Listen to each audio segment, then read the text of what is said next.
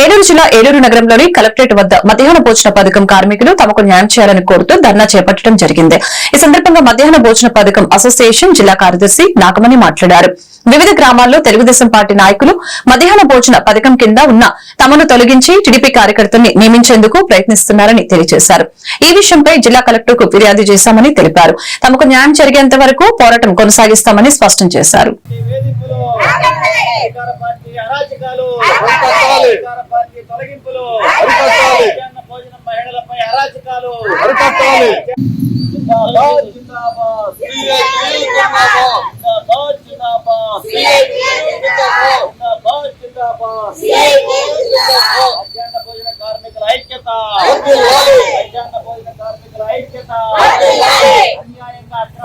మధ్యాహ్న భోజన కార్మికులను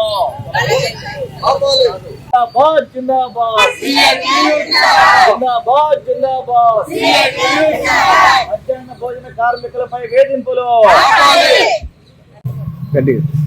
నా పేరు నాగమణి, ఏపీ మధ్యాహ్న భోజన వర్కర్స్ యూనియన్ జిల్లా కార్యదర్శి.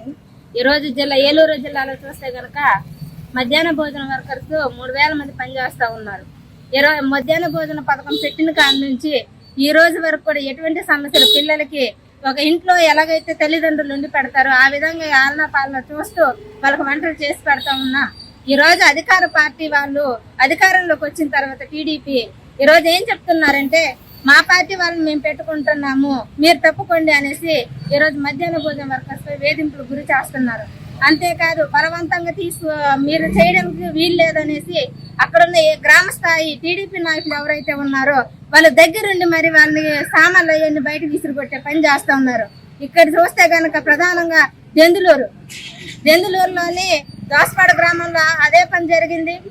అట్లానే పెదవేగి మండలం రాయనపాలెంలో కూడా అక్కడున్న టీడీపీ నాయకులు ఎవరైతే ఉన్నారో మీరు ఇక్కడ పని చేయడానికి వీలు లేదు, ఇక్కడ నుంచి వెళ్ళిపోండి, మా పార్టీ అధికారంలోకి వచ్చింది, మా వాళ్ళని మేము పెట్టుకుంటామనేసి ఈ విధంగా 20 ఏళ్ళ నుంచి పనిచేస్తున్న కార్మికుల్ని ఏ కారణం లేకుండా ఈరోజు తీసేసే పని చూస్తా ఉన్నాం. ఈరోజు అధికారాలు మారుతా ఉన్నాయి, కానీ ఈ పథకం పెట్టిన కాలం నుంచి 20 ఏళ్ళగా పనిచేస్తున్న కార్మికులు కనీసం వాళ్ళ గుర్తింపు లేకుండా వయసు రీత్యా కూడా చూడకుండా ఈ రోజు అర్ధాంతరంగా మా అధికారంలో మేమున్నాం కాబట్టి మేము ఏది చేసినా చెల్లుబాటు అవుతుంది అనే విధంగా చూస్తా ఉన్నారు.